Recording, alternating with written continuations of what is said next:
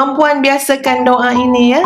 Rabbana atina min ladunka rahmah wa hayyi' lana min amrina rasyada.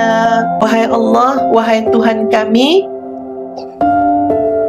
Rabbana atina, kurniakanlah kepada kami daripada sisi-Mu ya Allah rahmat, kasih sayang, ya, rahmah daripada Allah Subhanahu wa taala, dan tunjukilah kami daripada seluruh urusan-urusan hidup kami ini rasyada, pimpinan, petunjuk. Apa patut aku cakap, bagi aku rasyada ya Allah, irsyad. Apa patut aku buat, bagi aku petunjuk ya Allah. Apa patut aku fikir, bagi aku petunjuk ya Allah. Apa patut aku rasa, bagi aku petunjuk ya Allah. Apa patut aku respon, bagi aku petunjuk ya Allah. Aku patut bercakap ke patut diam, bagi aku petunjuk ya Allah. Rasyada.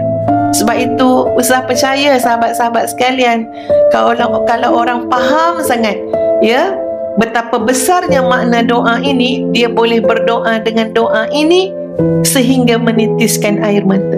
Walaupun doa dia pendek saja, tapi dia tahu kesan doa ini.